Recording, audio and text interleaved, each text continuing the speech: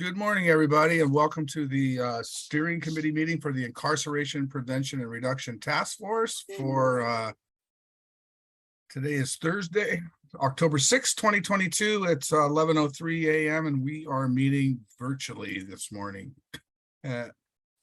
So before we begin, we acknowledge that we are gathered on the traditional and unceded territory of the Lummi, Nooksack, Samish, and Semiahmoo people who have cared for and tended this land since time immemorial. Truth and acknowledgement are critical to building mutual respect and connection across all barriers of heritage and difference. We begin this effort to acknowledge what has been buried by honoring the truth. We pay respect to their elders, past and present. Please take a moment to consider the many legacies of violence, displacement, migration, and settlement that bring us together here today. And please join us in uncovering such truths at any and all public events. All right, folks, today we have Pyramid Communications with us to talk to us about our communications plan and effort that they have been working on. So without further ado, I will turn it over to, who am I turning it over to? Emily. Emily, go ahead and take us. Awesome. Good morning, everyone. Thanks so much, Barry. And Sakara is just had a small technical difficulty. She'll be joining us in just a moment as well. So thank you all so much for being with us today. Just in case there was anybody that was not present at our last meeting, I'm Emily Getz. I'm an SVP at Pyramid Communications. I've been there for about 12 years and really honored to work with you all on this project. I use she, her pronouns. I'm going to go ahead and share my screen here. Can you all see this presentation? Fantastic. Okay. So we were incredibly grateful for the time we were able to spend with you all last time and for the feedback you shared on that first round of messaging and communications and community engagement planning. So we have been busy since we were last with you all, building from the feedback we heard to revise messaging and revise some of our thinking around the strategy of the narrative arc that we're presenting to you and our thinking around best path forward for communications and community engagement planning. So we're bringing some updated thinking and content to you all today. What we hope to do is just walk through it with you and then have some discussion, looking for your very candid thoughts, feedback, and direction. Building from this meeting today, we'll do another round of refinements to the content and strategy, and then look to move toward communications implementation. And please don't hesitate to interrupt me at any point in time. So what we're going to do, I'm going to very kind of briefly move through this first part of the presentation. We want to spend the majority of our time today talking through updated messaging and getting your feedback there. So just as a reminder, and just in case anyone was not with us last time, we'll quickly run through our overview and purpose in this work together, goals and objectives, and some best practices that's guiding our thinking. Whatcom County has really led in Washington state and nationally on a comprehensive and transformative response to community health and safety. We know that the Incarceration Prevention and Reduction Task Force has been instrumental in that work, and that in partnership with the county, that the task force has really delivered significant accomplishments. We also know, and I think really came through in our last conversation with you all, that much has changed in the landscape surrounding this work since the task force's founding and initial charge. So today and moving into the future, the county and task force's success will rely on building awareness and understanding with county residents of today's need, a vision for success, the work. So our purpose today and in our communications and community engagement planning efforts is to really think about how we can use communications and community engagement as tools to bring people together around shared values, understanding, and a vision for change. So this plan is designed for your use in accomplishing those goals of bringing this work more clearly into view for Whatcom County residents and engaging them at the path forward. It's meant to be flexible. We hope that it will offer a guide and a framework that you can continue to use over time flexibly as the task force's focus and priorities grow and change over time. So working to kind of set a clear plan in motion, but also create some tools that can be adjusted and used as a framework moving forward for different communications purposes as they grow and change over time. So our objectives in the work are to really create a communications community engagement structure that deliver on your goals and to create a narrative frame and some form messaging that can be brought to life through that structure. So we're really focused on 2 to 4 sets of key messages that communicate to our target audiences and community at large about your vision, goals, initiatives, projects, focus areas, and activities. Do want to start by just overviewing some of the best practices that are guiding our thinking in this work. In communications, we want to make sure that we are starting from the beginning of the story.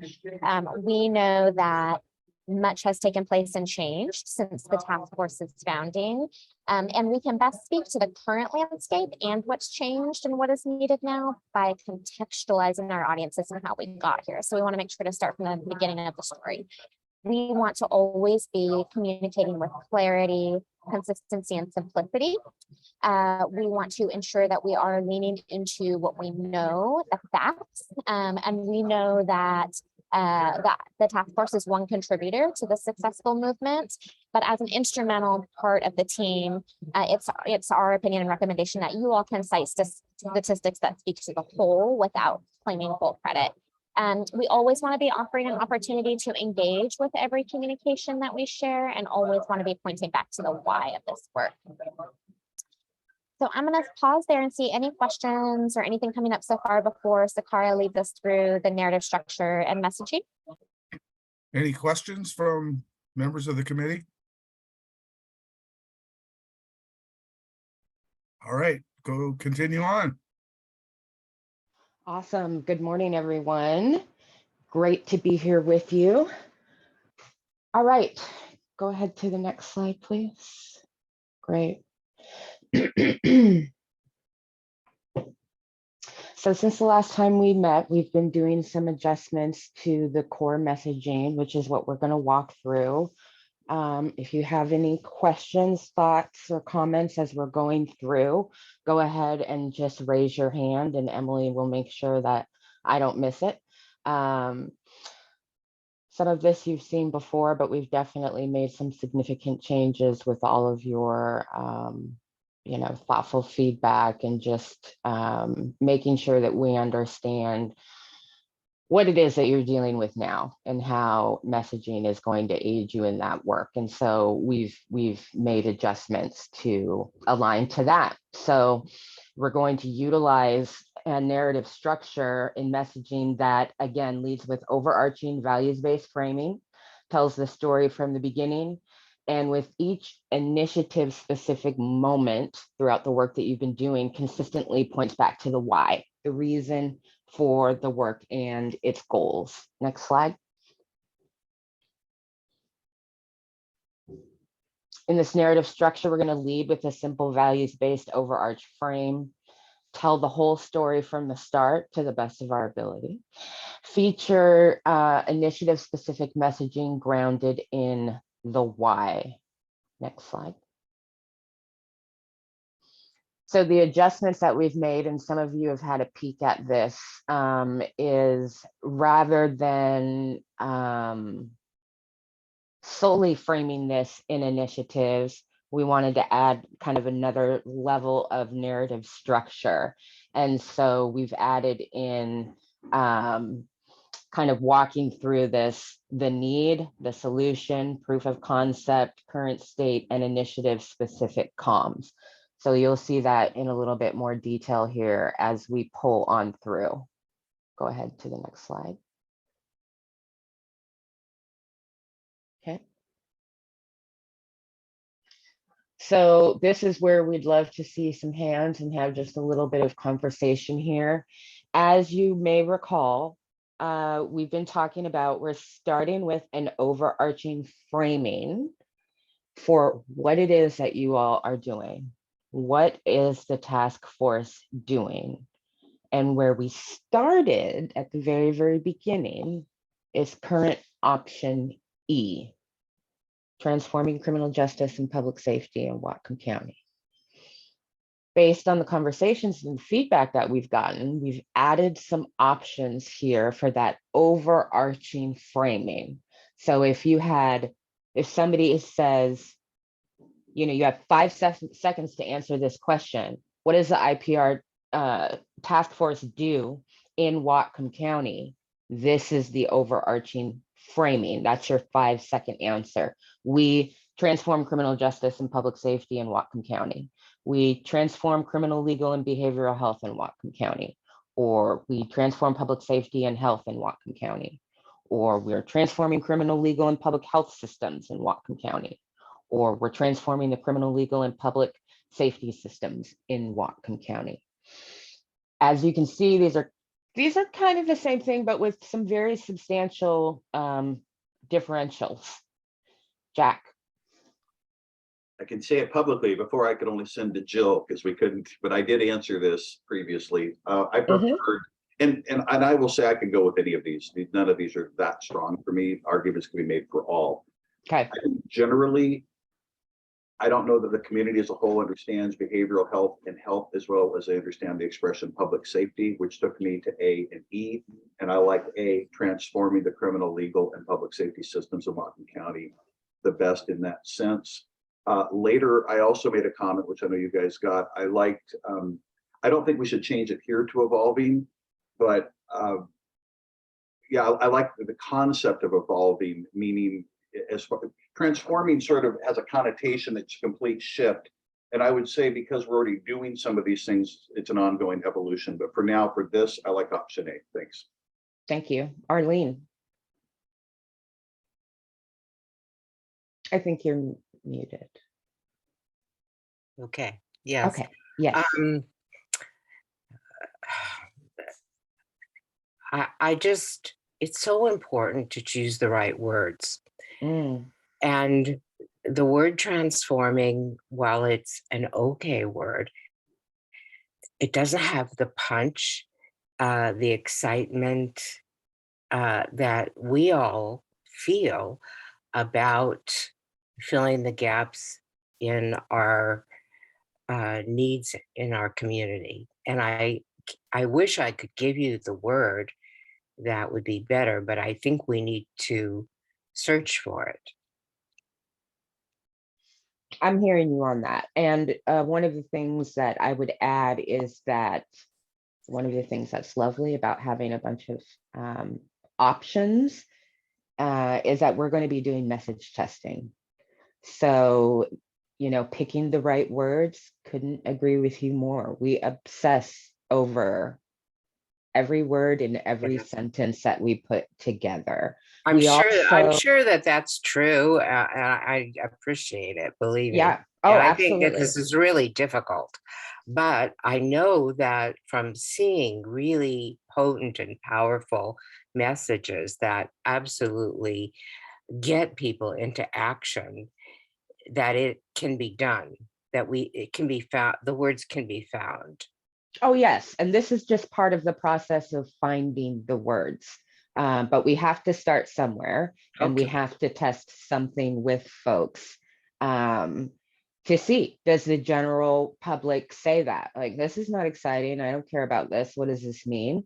That's a sharp indicator in the message testing that we're not on the right beaten path. However, I will say that this is tried and true best practice messaging with regards to changes being made to criminal justice and public safety post, like 2016 or so. So we do have that going for us as just an indication of a starting point. Perry? Yes, thanks. One of the things that and it's a perspective certainly from my position, but as I look at the option B, transforming criminal, legal, and public health systems, I immediately think of the health department. But part of that is probably because I work for the health department, but just that it lacks clarity. My preference of these actually is the option A. I think that it brings the best clarity just in terms of an immediate reaction to it. So I offer that up. Thank you. Donnell.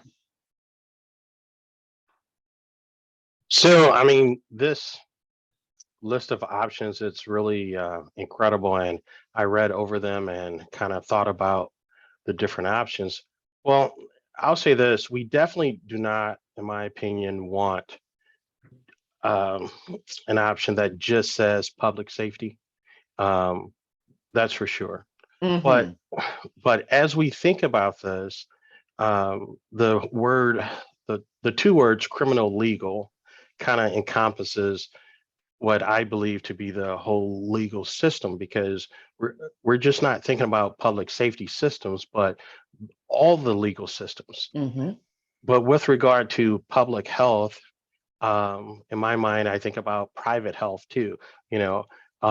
So how do we talk about that and get people to understand that this is different systems that are intersecting with each other, but to make it simple, because certainly part of the plan is to have simple messaging, Mhm. right? You know, Mhm. but simple, but yet very clarified. Mhm. So I think we have to put or should put health systems in whatever we choose, to understand that we're just not talking about the criminal legal system, but also the health system. So Mhm. that's my thought. Thank you. Stephen. Um, I rarely disagree with Chief Tank, but I'm going to on this occasion. I think the impetus of this is on the criminal, legal, and the public safety systems. And I think that's what will capture the attention. So I'm in favor of option A primarily. And I just to try to react to Arlene's concern about the punch or lack thereof of transforming. One way to think of it would be redirecting the criminal, legal, and public safety systems, or reorienting them, because I think that really is a lot of what we're doing without starting from scratch. I mean, we're taking a lot of what's there and we're refocusing them in a way. Thank you. Okay, next slide.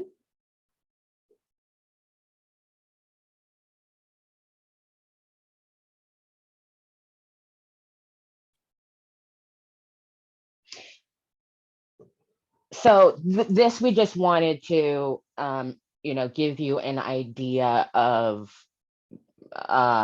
once we have settled on what the overarching framing is, the primary message will be adjusted to, as the chief said, what are those two words that we're putting in there to reference what it is that we're doing?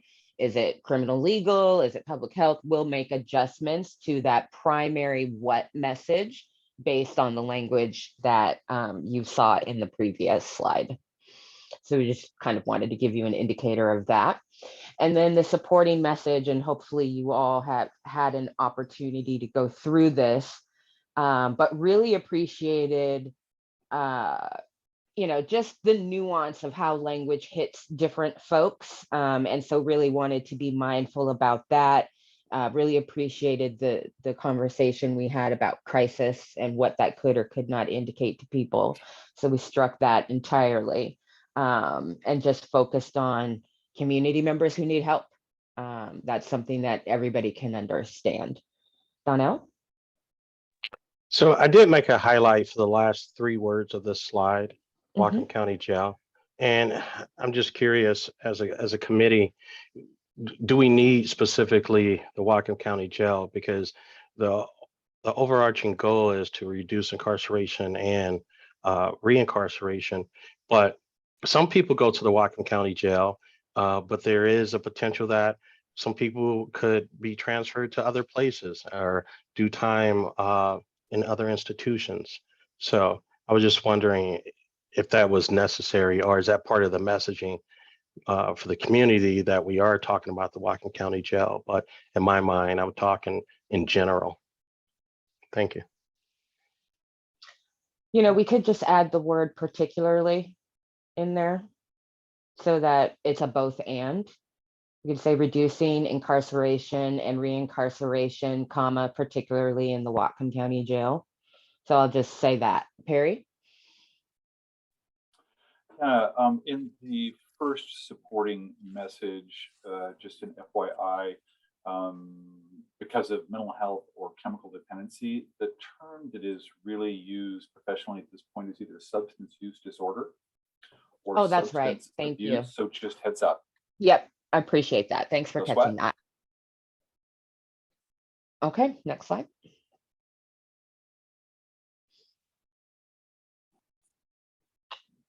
So you've seen some of this before, but again, we've made adjustments. Oh, I'm sorry, I'm gonna pause there. Raylene?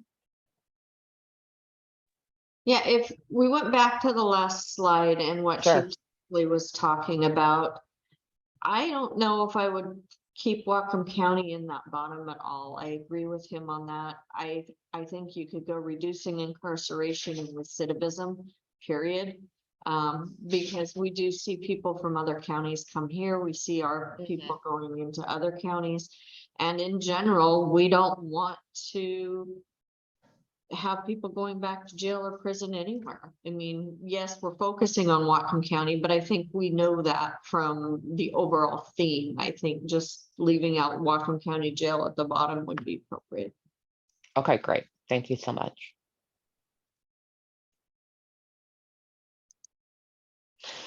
So instead of just starting with the initiatives in the overarching framing, as you saw a few slides ago, we've added in that higher level, the need, the solution, proof of concept, and looking forward. Next slide.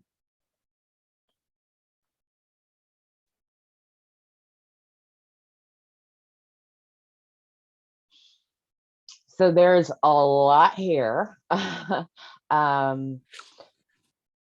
Primary message, and Perry heard you on the language about chemical dependency. So in Whatcom County, when a community member needs help because of mental health or chemical dependency, too often they are taken to jail or the emergency room, neither have the resources to help them.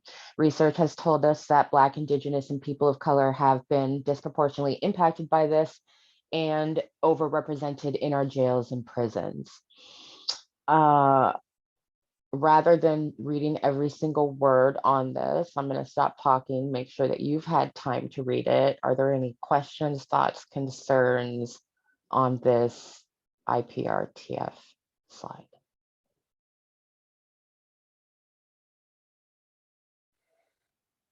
Jack.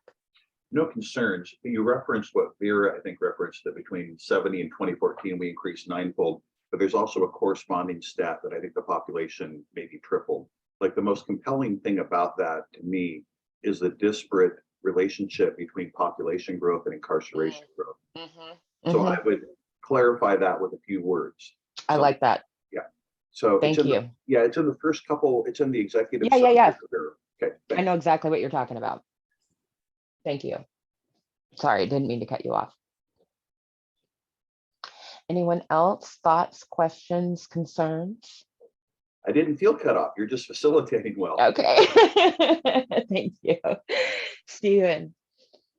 Sakara, in the bottom bullet of the proof points, I think to be most accurate, Resolution 2020-054 recognized systemic racism as a public health crisis. I think that would be a clearer statement of that. Got it. Thank you.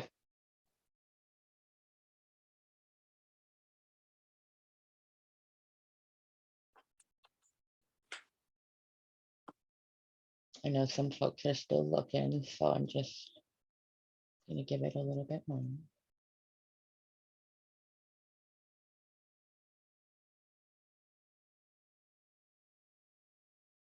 And we can always go back.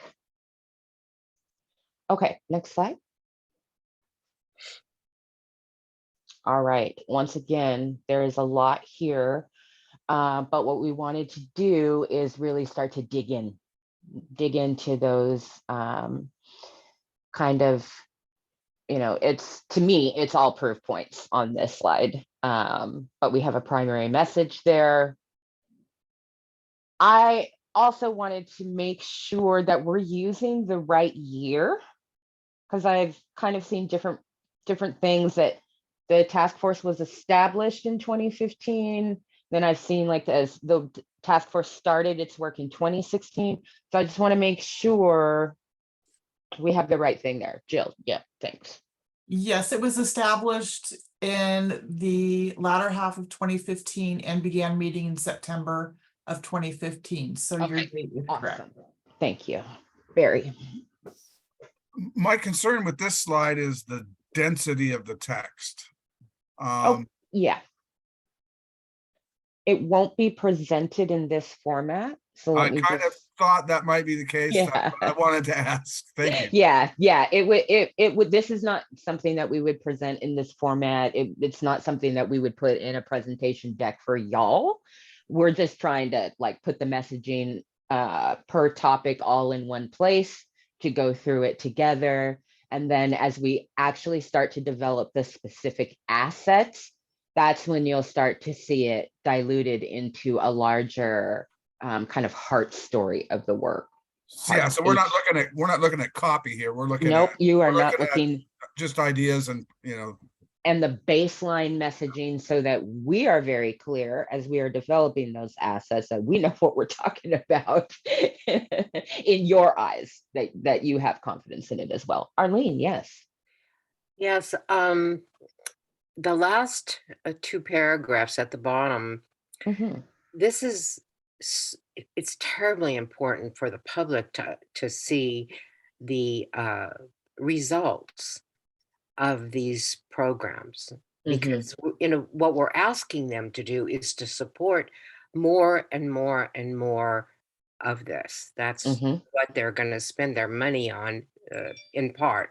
And so if there's some way to emphasize by the use of print or size, that the jail bookings dropped, that percentage is huge. It's just like enormous. So whenever we're giving information to the public, statistical information that's so potent as this is, I wish that we would be able to present it with larger print or, fancy print. I don't know, whatever you guys use. Okay, thank you. Appreciate it. We'll make sure we talk to our design folks about that when we get into asset building. Okay, next slide.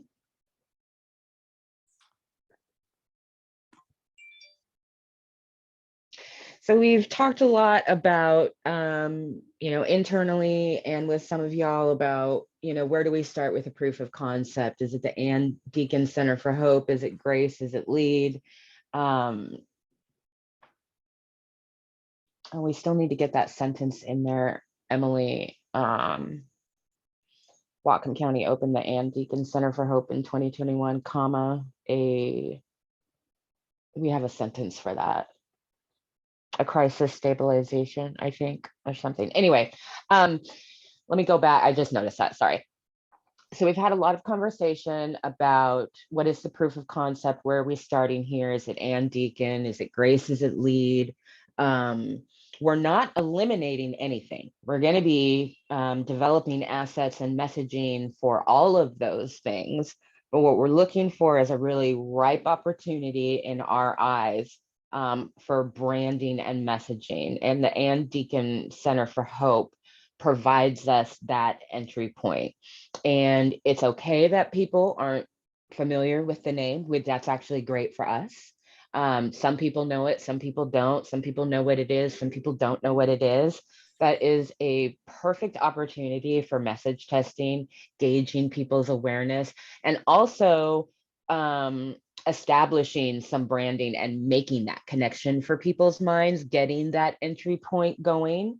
And then that allows us to connect to some of the other work that has been done. The other thing that I will just say very quickly about this, and we may touch on this in message testing when we get to that section, is that just as Arlene said, every word is critical.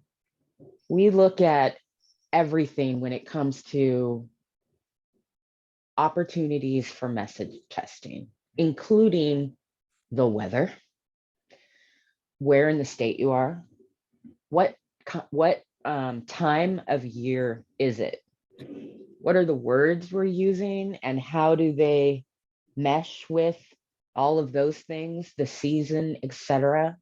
And we've got a really important word here that we can get out to the public, and that word is hope. And we're going to be doing it in the holiday season.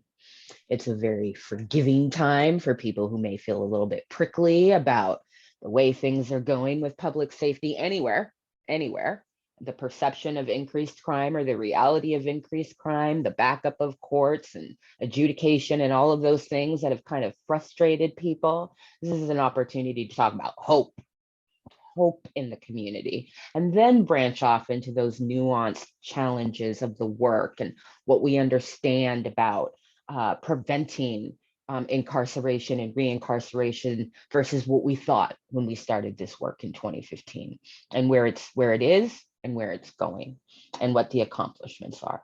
Barry. Yeah, you don't have to come up with an answer to this today, but I just wanted you to be aware that there is going to be a public ceremony, for lack of any other word, to name this building the Ann Deacon Hope, Center for Hope. Yes. There's going to be, and I was wondering, is there an opportunity here to link that to somehow into this effort? Oh, we want that 100%. I can answer that. And it's 100%. not scheduled. It's not scheduled yet, but Great. if we have some ideas when that might be a good idea to schedule, I could probably feed that into the administration and talk about that when we might be able to do that. I personally think November would be a great time to do that. November, maybe into the very first week of December. And of course, Emily will weigh in on this as well. We would generate some op-eds around this, press releases, et cetera, et cetera. I know Jill has been working to do some coordination and with us and folks at Ann Deacon Center for Hope. I believe, Jill, if I'm talking out of turn, let me know, but I recall an email about having some conversation and coordinating that. And that, I will tell you, in a perfect world was my dream. I've been telling Emily, like, maybe we can do a naming ceremony and that will generate da, da, da, da, da. So when Jill's email came through, it's absolutely perfect timing. It's perfect. Yeah, they meant to do it like a year ago. Almost. But everything just got, especially the whole budget season kicked in. So. Mary, I see other hands. I just want to remind you, we got King 5 up here when I did that interview and broke ground. I can get a hold of Eric. I'm sure he would come up if we arranged it and do the naming ceremony. It's a good story. Yeah, and we've got folks that do that, do the press release, coordinate with the media, make sure folks are there, do follow up and all of that. So Eric Wilkinson and I have done 2 stories there, so I'm sure he would happily do another one. It doesn't have to be me, it could be anyone, but he was interested. That's wonderful. Perry. Yeah, just for Emily, and maybe you had this already because you made reference to it. We've been pretty specific about the facility being called the Crisis Stabilization Center. So you may already have that, Emily. Just wanted to be specific. Thank you. That was kind of that was some feedback that we had gotten from a smaller group, is that we will add that to the very first sentence. Whatcom County opened the Ann Deacon Center for Hope, a Crisis Stabilization Center, in 2021. So that we're at the very beginning of the onset, making that connection for folks. Arlene. Yes, I want to emphasize the word hope, because of all the words we've used so far, this is the most significant word. It is the key to all psychotherapy. It's the reason people need counseling help, because they have lost hope. It's the reason that people become addicted. They're without hope.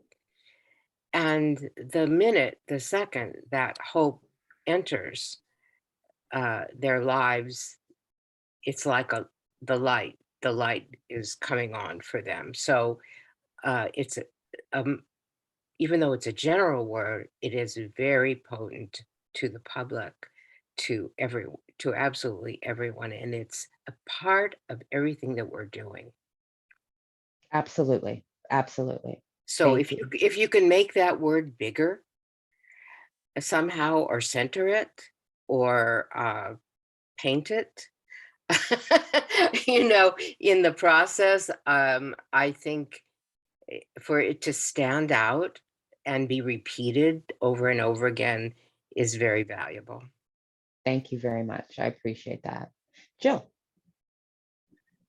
Yeah, just to let everyone know, Barry and Erica Lautenbach met to let her know and ask her about rebranding the center, and she was a very enthusiastic yes and is on board. So that's how that came about. I'm not sure what the next steps are to plan the ceremony.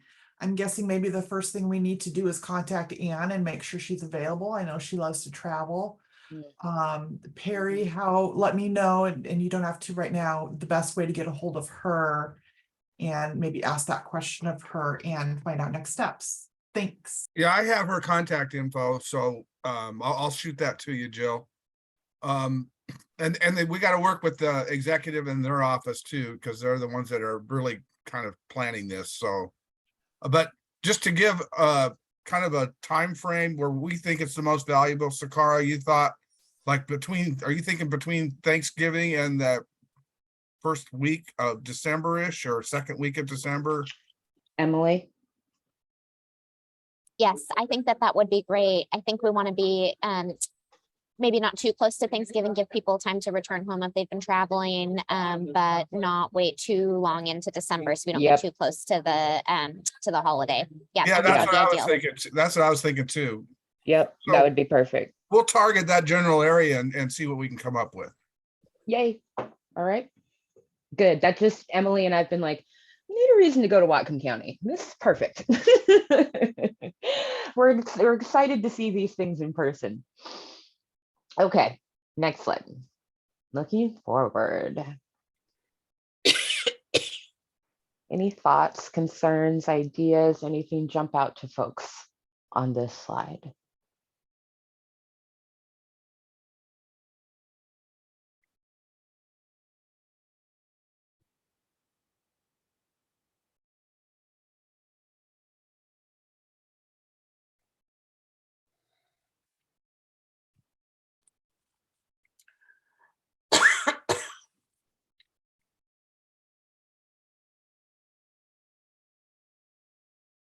And of course, if anything pops up later and you have an afterthought, you can contact Jill and she'll let us know. We've got plenty of time with this messaging. Next slide. Okay, well, this is perfect. We actually made time. I'm so glad. So we're gonna talk a little bit more about the message testing, what it is, the how, and the why. And I am going to pass it to Emily. Thank you all so much. All right, so we talked a bit about this last time. We just want to return with a reminder of how we're thinking about message testing. We've done a bit more work to build out strategies and tactics that we'll share with you all. And there is more to come here in terms of specificity. So with the messaging structure and key messages for the task force's priorities, we are going to create an initial communications plan and assets. And our primary purpose here will be to test messaging and test the communications framework and structure that we've created, see how it works so that we can make any modifications that we need to and templatize it for you all moving forward based on what we learn works really well and what we learn can be improved. So as we are thinking about message testing, which is essentially also an opportunity to launch the task force's communications. Our goals are three things. We want to be really establishing the task force's positioning, as we've talked through in the narrative structure and the messaging. We want to be introducing the task force to audiences and really starting to build understanding of who the task force is, why it exists, and what it does. The second thing we'll be really working to accomplish is to build our audience base. We will be establishing channels that you all will use long-term moving forward for your communications. And so we're going to work to build a following and direct people to get used to going to those channels to receive content and information from you all. And we want to be really building confidence. That's why we've talked about this proof of concept idea of using the Ann Deacon Center for Hope as an initial point of entry into the story of the task force's work. So as Sakara has said, the idea of having a physical in-person opportunity to be a part of that can be celebratory is really exciting and great. Sakara really spoke to this quite a bit already, but we just wanted to share, our thinking on why the Ann Deacon Center for Hope. And, we see this as an initial point of entry into the task force's story as really promising for a few reasons. It gives us the ability to tell a timely story. It's tangible, it's visible in the community. Arlene, you've spoken a lot to the power of hope as a message here. It is tied to a known and trusted leader in the community and really demonstrative of partnerships and an approach that can serve our community as a whole. So our priority audiences for this initial message testing effort are going to be Whatcom County residents, community leaders and partners that are critical to the work in motion, electeds, their constituencies, and regional funders and civic organizations. Each of these audiences plays a distinct role in our success, and each of these audiences will receive and interact with information differently. Whatcom County residents were much more likely to reach through social channels and paid digital advertising. Community leaders and partners, funders, electeds, we will be emphasizing direct outreach, asking for their participation, their support in sharing the message, really focusing on relationship building and bringing them inside the task force's communications and approach to communications. So we're going to be taking, we call them an audience-centered approach to communication. So we're going to be reaching each of these different audiences through the channels that they use, reaching them where they are, where they live and work, and offering calls to action that speak to their unique situationality, whether that is support in sharing the message, whether that is clicking, taking action to learn more, attending the ceremony, something else. Raylene. Thank you. As we're looking at our priority residents, we have a lot of residents in Whatcom County that don't speak English. We have Spanish speakers, we have Russian speakers. Is there going to be an opportunity for this to be provided in different languages? That's a great question. Yes, we can absolutely do that, and appreciate the flag on those languages as priority. Arlene? Yes, I've been asking people in the PR business for their suggestions, just people that I know. And one of the suggestions they've made is that it's important to contact influencers in the community. And I don't see that on your list, but I hope you will add it to the list because there are so many on social media and they have very large audiences and we need the widest connections possible because these are votes. Absolutely. And it's not explicit in there, but as we're looking for influencers. Yes, we will be identifying influencers. Thank you. Yes, thank you for mentioning that. Agree, that is really important. And in part, I think as we talk more about these priority audiences, we'll be better and better equipped to identify who those best influencers are that can reach them. Okay, so again, we're this is kind of reiterating some of what I've already talked through, but really thinking about with each of our audiences, what are the best channels and mechanisms to reach and engage them, and what is our purpose? What are we trying to accomplish with each audience? So we will be working to ensure that we're very clear and focused on those things. And then in terms of our strategies and tactics that we'll pursue to launch communications and test messaging, our first step is really, and we've made great progress here already. Jill, thank you so much for the support in driving this forward, but aligning around clear branding for the Ann Deacon Center for Hope. We will be working with you all to establish those platforms for communications, determining where online we want to centralize information about the task force and its work. What, establishing or identifying existing social channels that we'll use. Again, either establishing an email solution or identifying an existing solution that we can use. Identifying our audience pathways. So getting super clear and focused on who the people, organizations, entities are that are engaging with and reaching our target audiences, and prioritizing those folks as influencers and messengers that can join us, and creating a structure so that they can easily collaborate. Stephen. Can we go back? Yeah. My impression is, and I understand the factors that led to this, my impression is that we're using the Ann Deacon Center of Hope as an initial and concrete kind of example to build the message around. But that suggests that there will be other things like the Grace and Lead programs that will be following maybe less concrete examples, and that might come from the templates that we'll get from this. So that was all long introduction, I'm sorry. But my question is, will we have different platforms, different audience pathways for communicating other examples of the task force's work down the road? And how will we know what tweaks to make and those kinds of things? Yes, absolutely. So yes to everything you said, particularly about, this initial opportunity as setting a framework and offering the opportunity to create templates for future use. So based on what we learned about what worked, what didn't, where we were able to best reach people, how we were able to best drive engagement, we will develop a replicable framework that you can use to speak to Grace, Lead, additional priorities and initiatives over time, and really kind of continue to unfold the story. We'll also have training in January and an actual physical guide that we're going to create for you all, a kind of a messaging how-to that will address those very things that you're asking, Stephen. So you'll have a physical reference material to use going forward. Great, thanks to you both. Yep. Absolutely.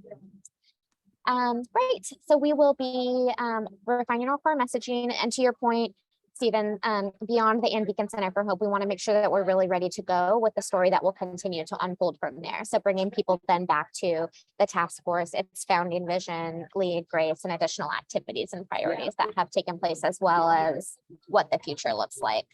But we will within this be identifying a smaller number of messages that are really priority for testing. Just, in a world of limited time and resources, we want to make sure that we're super clear and focused on the most important things, options that we want to be testing through unique calls to action. And then we'll define our channels and spends.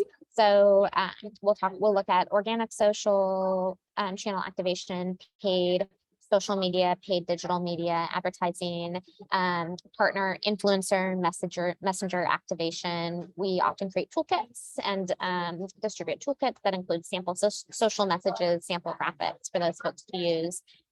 We'll pursue earned media.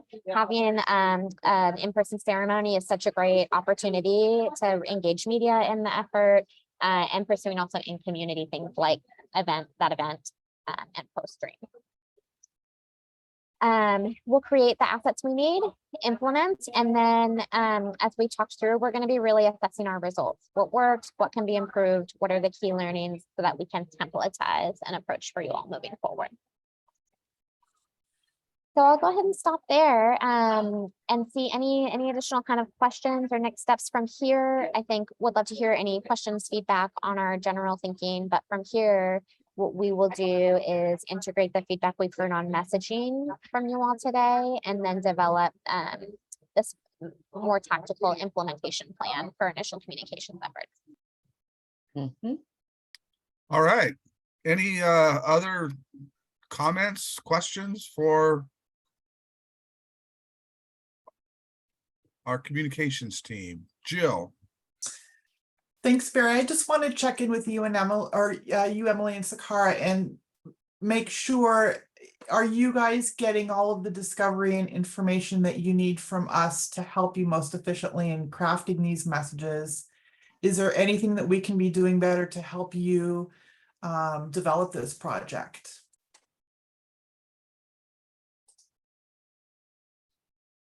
I think it's going incredibly well. I don't have anything that's jumping to the front of my mind. We may want to check proof points and things. You saw throughout the slide that some of the things were TBD, so we'll be going in and filling those in. So I think we'll just, kind of do a, did we hit it right? But your candor, your feedback, your energy, your protection of the work that you have been doing is just, it is inspiring in this time of just challenges. It seems like every time you open the news or every time you step out your door. And I know we've said this before, but we're not just blowing smoke or hot air into your heads here. This really is groundbreaking work that is being done for community wellness. And we are so excited and honored to help you share it truly, so that more people in and outside of Whatcom County can look at something. This is a blueprint of success of a coalition that has committed to making excellent strides in community wellness and safety. And so, your attentiveness, your support, your trust of us, you're letting us know when we're not getting it right, when it feels off. These are all things that really matter to us. So we really appreciate, that level of honesty and candor, because it helps us hopefully hit the mark better as we go into this next phase of developing assets and gearing up for messaging testing. So, Jill, I would just say that, it's been an honor. It's a project that we're extremely excited about. And, we hope and intend to work with you all in the future to support what it is that you're doing. Emily? Thank you all so much. We really appreciate your time and all of the feedback and look forward to seeing you next. Well, thanks for all those kind words and recognizing of what's in our hearts, and that you really nail it. And it's a pleasure to work with you guys, and looking forward to our next steps. And I will get working on that naming ceremony right away, so we can try to get some dates as soon as we can. So Fantastic. stay tuned. All right. Thanks again. Thank you Y'all all so take care. much. Thank you. Bye-bye. All right. That was incredibly valuable. Next up is our BHGAT and IPRTF updated sequential intercept model and estimates of resources needed to implement the recommendations. And Marty, I guess you're going to lead this section.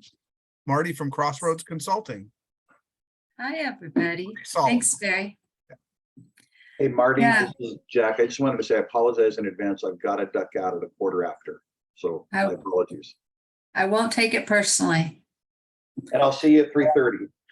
That's all right. Okay, so I wanted to just start. Marty, Stephen, did you- before you start, could I interject? Of course. I want to honor the impetus that Dan gave to the community engagement communications work that we just heard presented. And I just wanted to, Dan, I'm not trying to put you on the spot, but you were really the catalyst on this. I just want to get your sense whether what you saw is moving in the direction that you hoped the task force would move in terms of communications with the community.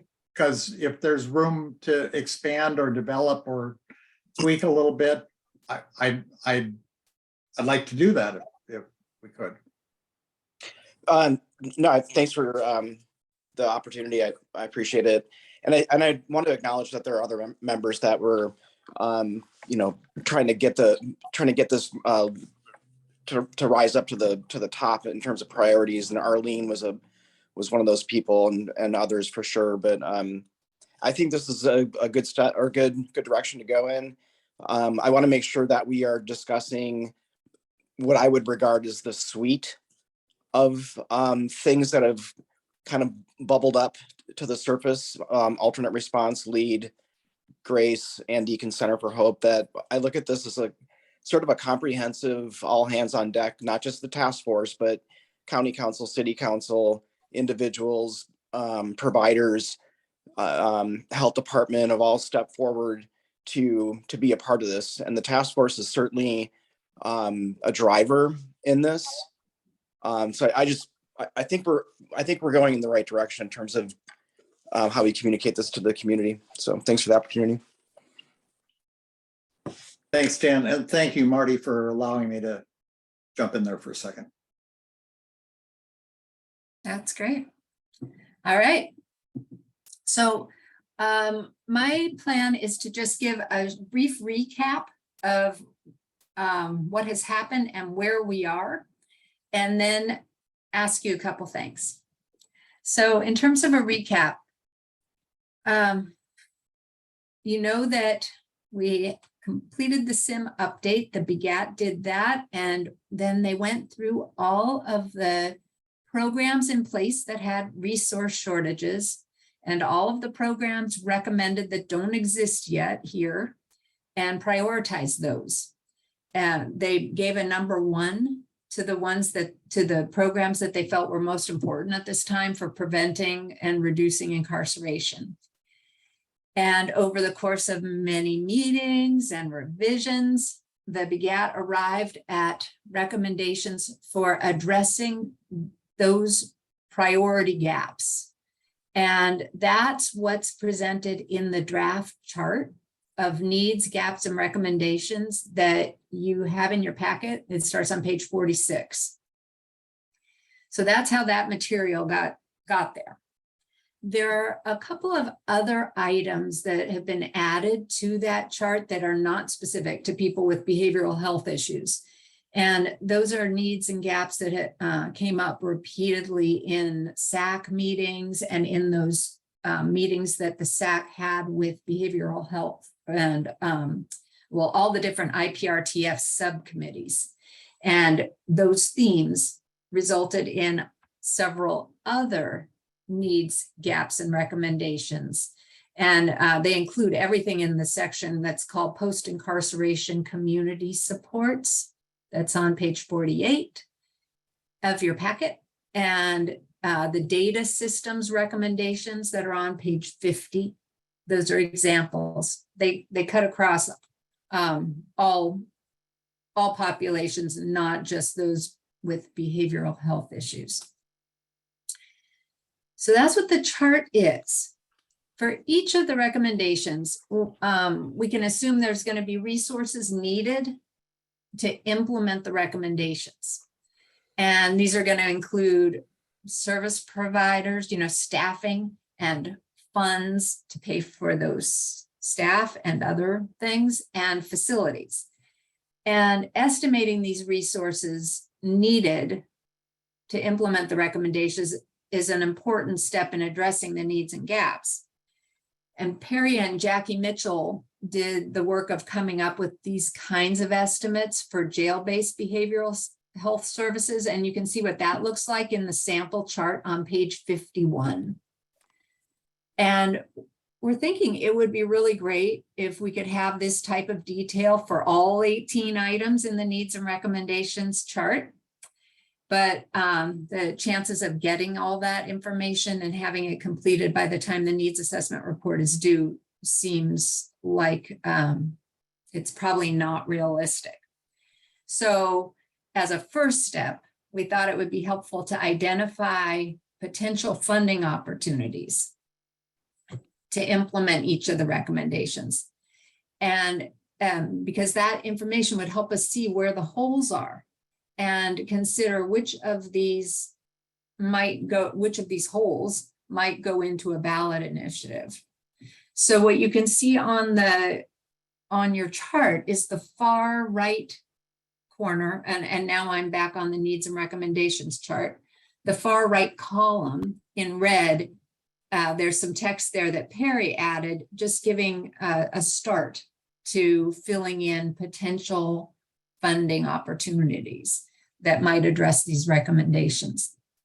I want to just pause for a sec and ask if there are questions and comments about what I have just said.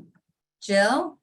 Do you want me to screen share Marty group? Would that be helpful for y'all if I did that? Yeah. Good. Thanks. Thanks, Jill. So the text over on the far right is what I'm talking about here. And that's what Perry added as some examples of potential funding opportunities to address the recommendations. And as you scroll down, you'll see that the community behavioral health section has some examples, but the other sections mostly don't. And so I have a couple of requests for you today. And one of them is that if you know of potential funding opportunities and efforts underway to address the identified needs and recommendations, if you could help fill in this chart by sending that information to Jill and me. And also, if you know of any of the other kinds of information about resources, staff, funding, and facilities needed to implement the recommendations, that would help as well, or who to ask. So there's one request. And again, I'm just going to go back and ask if you have any questions about what I'm talking about. Arlene? Yeah, I think it's really important for the public to know that we are seeking funding from other than them. Exactly. Right? They don't want to hear Exactly. that we're just going to them, you know, and funding is, I'm seeing some opening up of funding. A couple of days ago, the president, I'm not sure if he passed a bill or just made it a recommendation, but $1.5 billion to the states as grants for SUD treatment. Yeah, that sort of disappears into the the public space, but I wrote it down because this applies to what we're trying to accomplish, and we need every funding source possible because what we're trying to do does cost a lot of money. Thank you, Arlene. That's exactly the kind of thing. And the more specific and the more detailed, the better. But I think you're absolutely right. Like, you know, when you apply for a grant and the grantors love to see that you have matching dollars, like it's not just that you want money only from a grant to fund the project, but you're bringing something to the table too. It kind of feels like that to me. We need to show there's a lot of energy and resources going into trying to fill these gaps. And it's not just a tax request. Did I see your hand go up, Stephen, or did it go back down? I actually. No, Okay. it's up. Okay. I'm looking at the page that Jill has shared. I haven't had a chance to look at the others, which you say Barry hadn't had a chance to make suggestions on. But just on these, it catches my eye that there are things on this, like the Behavioral Health Program Fund, that are in existence. Those are available resources, if I'm understanding it correctly. And there are other things like increased Medicaid rates. I guess there have been increases that are in existence, but there might be work that needs to be done, advocacy that needs to be done, changes that need to be made to access, to make those potential funding opportunities. And I'm wondering if we could distinguish somehow in this right-hand column between those two. So, I mean, I don't know if the MCOs actually acknowledge coverage for some of these services, if providers invoice for them, or whether we would have to twist some arms to get them to do that. So to the extent that there are differences between actual availability and potential availability of these funding sources, it would be helpful to identify that. And I welcome any insights Barry can give me on this. Yeah, it's a great point, Stephen. And it could be further clarified that most certainly, particularly as we're looking at, again, the community behavioral health services, those are services that that are covered by Medicaid for individuals that are eligible, via the managed care organization. So it's a good point that simply saying increasing Medicaid rates doesn't necessarily clarify the fact that this is paid for through managed care organizations, Medicaid itself. So anyway, I just wanted to offer that clarification. So we should try and get more explicit in this column, is what I'm hearing. More explicit about what sources of funding there are and the status of them. Yeah, and Marty, I guess my point was just to the extent, and I really like Arlene's point that it shows other places besides taxpayers' pocket or directly for IPRTF work, local taxpayers' pockets. Either we have the money and it's just a matter of directing it to these needs and gaps, or it sets out another layer of work that the task force and the public supporting that work needs to address, which is to advocate for the availability of things that theoretically might be available to fund some of this stuff. Jill, would you be able to scroll down to 50, I think it is, the sample again, that one?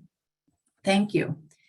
I'm thinking that maybe we might want to have action steps in the chart as well. And that might be helpful, Stephen. Do you see underneath the, under the second blue row, it says action steps, who is taking action, and opportunities. Nothing is filled in under there yet. But that was the original idea of how to try to get at some of what you're saying, is to write in action steps that need to be taken. And that's where something like, we need advocacy for this, for money to be directed this way. Or we need to find out about how much our state is getting from this, the federal money that Arlene mentioned for substance abuse treatment, and how to get some of that, and what are going to be the criteria. That could be an action step. There are many other action steps that could go under here that would help to fill in the, what service provider needs are and what facility needs are. So if you have information about actions you feel should be taken in addition to funding opportunities, bring it on. Anything that will help us get these parts of the chart filled out so that we can be providing all of us, the council, with more to go on in deciding how to implement these recommendations would be helpful. All right, I have one more ask.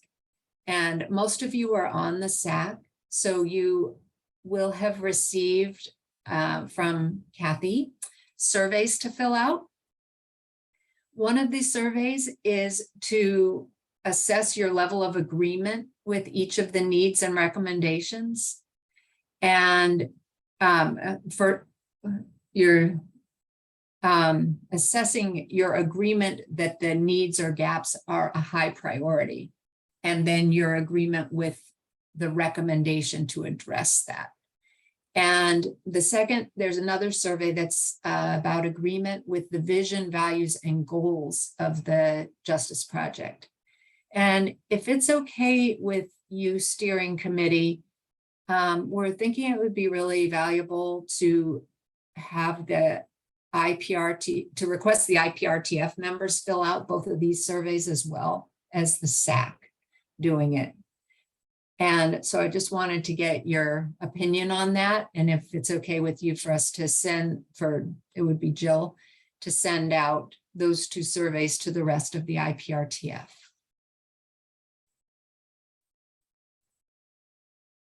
Barry and Marty, do you want a formal motion to that effect? You, I don't know what it requires. So Stephen, you. Let's let Jill tell us what it requires. Well, I was just gonna say, I don't think it requires a motion. If there's just general consensus, I would say it would be a little more effective if the email asking the IPRTF members to fill this out would come from Barry. I tend to have a really low response rate, so Barry, maybe you can encourage folks on the task force to do this and respond. Yeah, I'd be happy to help do that. Great, and I can craft a draft email message for you to send to them.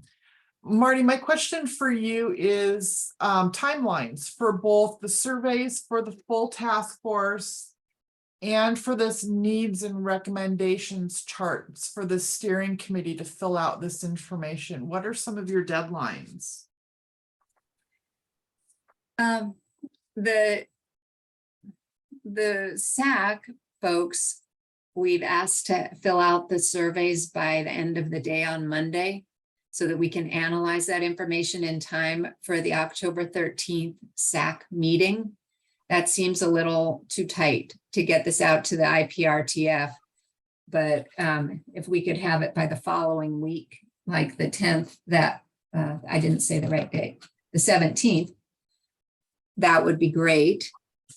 We'd love to incorporate that information into the kind of redrafting, revising of these pieces that need to be done for the November 17th SAC meeting, when we're presenting a final a draft of the needs assessment report. So by the end of next week, is that what you're saying? Or before? Yeah, or Monday, the 17th would be fine. Okay. By that day. So just to get kind of some consensus, is there anybody that's opposed to this?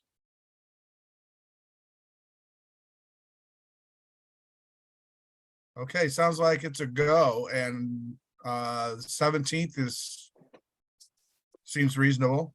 That meets our needs in the SAC, right, Marty? Yep. So. And then the deadline for you guys to respond to Marty on this needs and recommendations chart. Can we have that be the same? Sure. Like it just any notes you have to fill stuff in, just keep them coming. We value your input. And I'm wondering if it would be useful for you steering committee members, if you don't specifically know what is needed, but maybe you know who would have that information, maybe suggest a name and some contact information as to who might be able to fill it out if you can't. So I think, Marty, the request is if I'm right, is for the steering committee members to sit down with this needs recommendation, these pages out of your packet, do a little thinking about how to fill in that information, and then email me and Marty with your suggestions. Is that correct? That's correct. Great, thank you. Thank you all. Thanks, Marty. Appreciate it. And just a quick clarification, Jill, you said the 17th, correct? Marty, anybody? Yeah. Yes. All right. Next item is update on the Justice Project and the Stakeholder Advisory Committee. We've certainly touched on that a lot today. Stephen and I and Kathy attended a meeting earlier this morning with the communications folks from Vite Agency that's working with the SAC planning team. So we're moving ahead on engaging the public, getting some targeted audiences, same kind of thing, surveys, collecting information that will go into the needs assessment from the broader public. So that's ongoing. That's going well. The other things are, Marty mentioned our meeting next week is on the 13th. That will be going over some elements of getting the draft ready for the November meeting. So we're going to be discussing a lot of the things that we talked about here today and a lot of the things that the BHGAT team has come up with. So other than that, Stephen, do you have anything to add? No, I think that pretty much covers it, Barry. Thank you. All right, so we're back. We're down to items for the next full task force meeting. Jill? The only thing I have scheduled for the agenda, in addition to the committee updates, is carryover. Barry, do you want to do a competency restoration work group information? What's the date of the meeting? Monday, October 17. We could do an update. We have another work group meeting on Friday, the 14th of October, so we might have some notes from that meeting. Okay, because you were absent from the last task force, so the full task force has not heard about this work group at all yet. Okay, we'll do. We'll bring forward something on that. Great, and that's the only thing I have for the full task force agenda, so it's pretty wide open. Any other suggestions? Raylene? Yeah, Barry, since you're doing that competency restoration, I have a question for you that maybe you can look into and come back when you do the presentation. We were looking at about 7 to 9 months for out of custody people for restorations and evaluations. And that has now went from 7 to 9 months to 11 to 13 months. I've got one guy that's almost been a year that we've been waiting for on a misdemeanor charge. And so, the hope is that that's going to change, because those people sometimes end up in the felony world as well. If you could look into that and see if there's any other changes on that. They said that they apologized for it, but because they don't have full staff, they can't meet our needs. So we've collected some data from Wendy Jones as far as the in custody, some of those wait times. We have some data to talk to the group about. It would be helpful to get some data from the out of custody. Where would that data come from, Raylene? The email that we got back from one was a Chadwick Dunning, and I could go ahead and email you his contact information. Yeah, that'd be helpful. We could do that offline, and I'll see what we can collect from that organization, because we do want that to be included, because Judge Anderson in our initial meeting had a lot of concerns around out of custody. So we want to include that in our study as well. Okay. Yeah, I'll get that to you.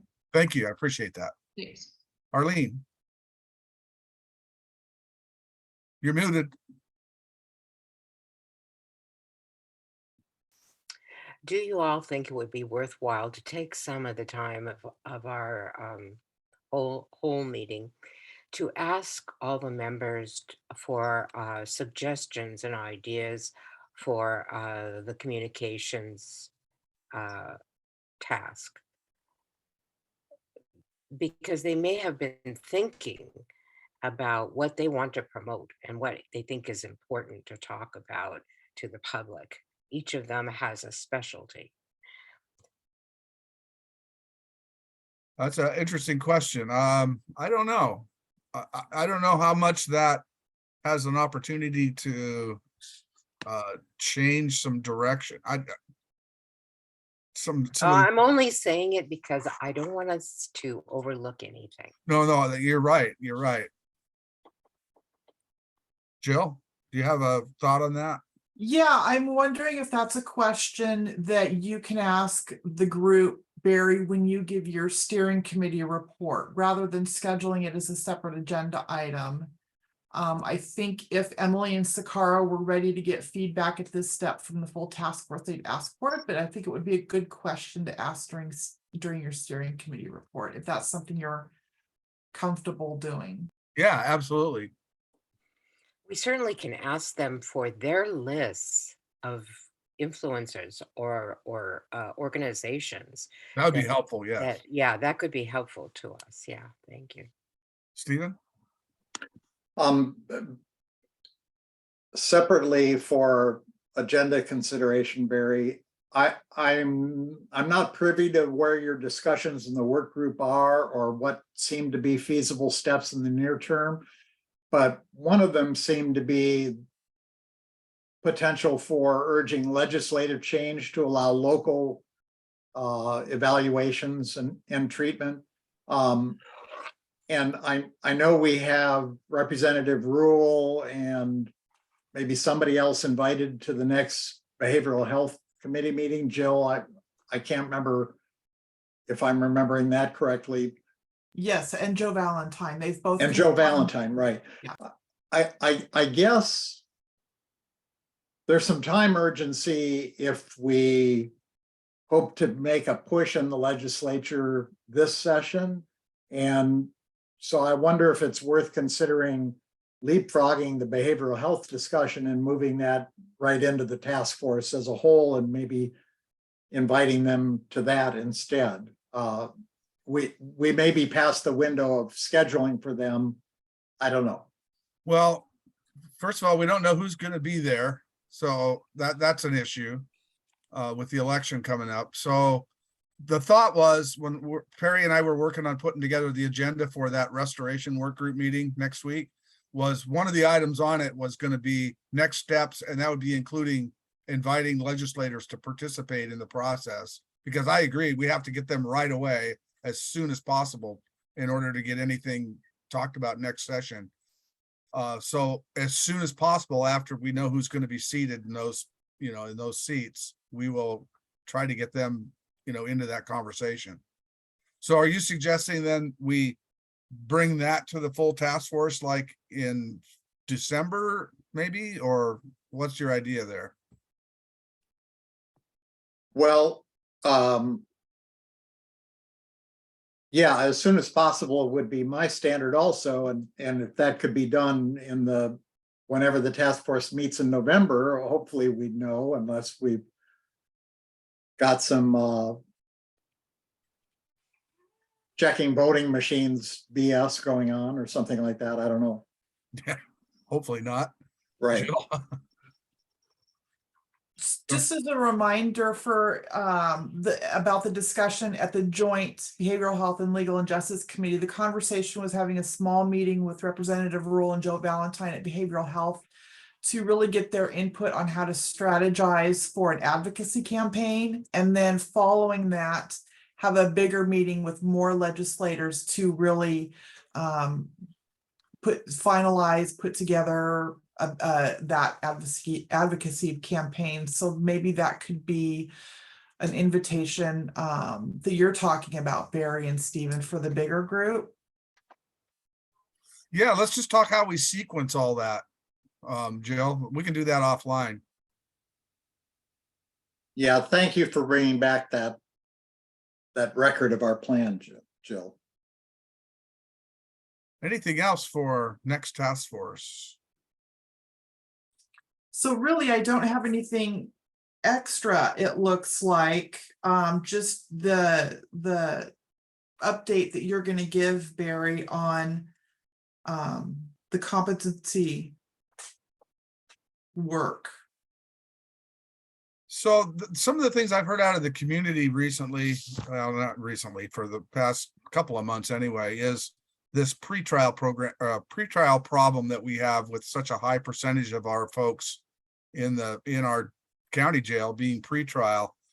And one of the things that has definitely risen to kind of the top is jams in the court.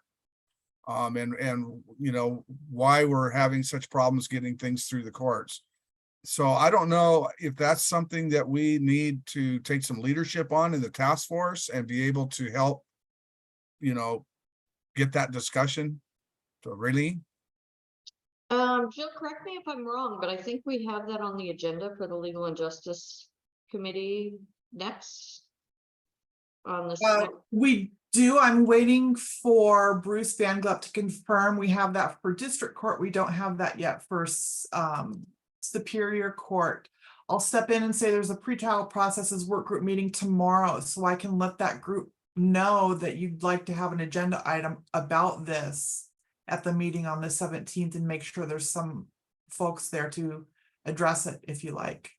That would be excellent. And I'm going to reach out and ask for a little bit of help on that meeting because I am actually scheduled to be in a trial that day. So I want to make sure that there's some assistance and feedback from that. On that pretrial, if I can kind of go off course a little bit, but I think this is somewhat related. One is that we have seen, just to address it straight on, I have seen an increase in jury trials throughout the county, not just the municipal courts, but Superior Court. It seems like everybody I talk to is going to trial. So I think we're moving forward. The COVID thing is allowing us to do trials. So I think we'll see a little bit of a change there. Superior Court has a new rule out that they're making attorneys being held more accountable for cases that have been sitting there for too long. They're now being required to appear in court and not just getting a grant of continuance if their cases have been held for too long. So I think we should have some information on that. Going backwards, and it kind of relates to the pretrial, is on page 41, Stephen addressed the GPS program and that it's not being widely used. So Stephen, are you referring to it not being widely used in the felony world and in the pretrial services group? Because I think it's now being used in all the small cities in the county. I checked with Linden and Ferndale today, so we're all using that as a pretrial and post-conviction. Linden and Ferndale more post-conviction than pretrial, but they are both using them. So all the small cities are using EHD and Scram and for pretrial processes. So there's that. And then on page 47, there was talking about pretrial time in jail and how can they be monitored. And after listening to Wendy on several opportunities, that most of the people that are incarcerated are very serious offenses that are waiting trial, or mental illness is a lead cause, which is also kind of a holdback to getting these people to trial. If we can't get them restored in time and then start the process and get them to trial, there's also a backlog there. Comments? thanks, Raylene. Stephen, you had your. Yeah, so let me start with the most specific. Raylene's question about my comment about electronic home monitoring. I was referring to Superior Court pretrial releases through the pretrial services unit. They don't really have EHM resources. The last I heard, Dave Reynolds was trying to work that into his upcoming budget request. I don't know where that stands or anything. But yeah, I wasn't trying to denigrate or overlook some of the other courts and jurisdictions.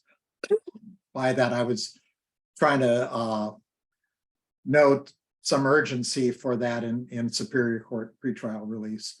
Barry, in terms of the task force agenda, I think it's been a long time, and as we're starting to come out of some COVID problems, it's been a long time since we've had any reports on of any detail about the status of court proceedings.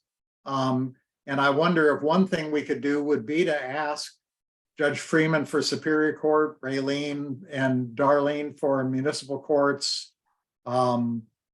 Anybody, Bruce, if he's there to speak to district court, just what's happening now, how are cases starting to move, in fact, and how much are they starting to move, and what's left as a backlog.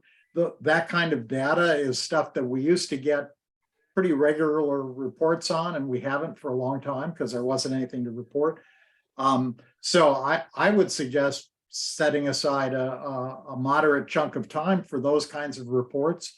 I'd also spoken to Judge Freeman about the interest in, but the lack of information from the pretrial risk assessment work that's been going on. And so Jill referenced that there's a meeting of that work group tomorrow. And I wonder if Judge Freeman would, and any of the rest of us on that work group would also be ready to report on where things stand with that, where we hope to be going, and to have any discussion, questions and answers. Because I think there's interest in both of those, how the courts in general are gearing back up and how the risk assessment work in Superior Court is developing. And that's exactly where I was coming from when I brought this topic up, Stephen. Exactly what you're saying is the reports out of the courts. Yeah. Yeah. Jill? Thank you. I was just going to suggest those two items, as well as it sounds like we need an update on the status of electronic home monitoring in general. So I can also request that information from Sheriff Elfo and Darlene, and then Raylene, maybe you want to put together some stats for the small cities. And I can add that as an agenda item as well. And then all of that information can feed into the data and proof points for pyramid that they're looking for. Raylene? Yeah, Jill, just so you know, Darlene has actually got FDS coming to do a presentation at Bellingham Municipal Court for some of the other counties or some of the other cities that might be interested in how they work. So I can check with her and see if she's willing to open that up to others, and then at least send that out to those that might be interested in how that program works. Yeah, do you have a date for that? I'm looking right now. Give me just a second, because it just came out the other day. Invitation. As I open it, it closes. I don't know. October 14th. No, sorry. We're hosting Friendship Diversion Services on Wednesday, October 19th at 11 a.m. for a staff meeting. They will be doing a presentation on electronic monitoring, and we'll be there to answer any questions about the services. This might not be something that she'd want everybody from our task force or committees to be joining in, but she might be willing to open it up to a couple members just so that they can report back. But this is a little bit past the time frame I think that she'd want. But Yeah, that's just a couple days after the full task force meeting, so I can ask her to announce that meeting if she wants to do that, and at that time she can invite whoever she wants to attend. How does that sound? that sounds great. I don't want to throw her on the spot with not asking her first, but Raylene, what do you think the concerns would be about opening it up to the task force as a whole? well, it is a staff meeting that she's having it for, so she may not want to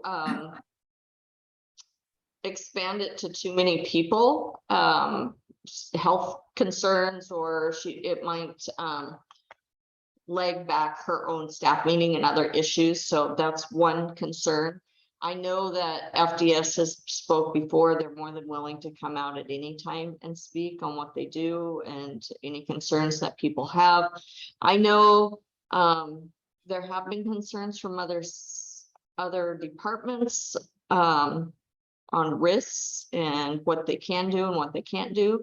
But sometimes bringing new information and what has been working in the county and what they could expand on or other needs that they might have might be beneficial. So if Darlene doesn't want to open that meeting up, we could probably set up something else with FDS. I'm sure they'd be willing to, or the county has their own system that they use. That was the pilot project for district court, but they weren't opening it up to small cities. So I'm not quite sure where that's at. And Bruce would probably have more information on that. I didn't realize it was an in-person meeting, because I was thinking if it would be possible to record that presentation, then you wouldn't have to have people reporting back third hand on it. People could actually know that that would be available in a few days, and they could watch the discussion or the presentation that Darlene was getting. That might be an option. We can definitely check with Darlene and see what she's got going, what's available. All right, gang, we're about 8 minutes over. Do anything else for the task force meeting? Okay, what about, is there anyone out there in public land, Jill, that would like to do public comment? Just Jackie Mitchell. Jackie, if you'd like to speak to the group, please raise your hand. And no hands are raised. Okay. Great meeting. We'll see you all at the task force meeting, and we are adjourned.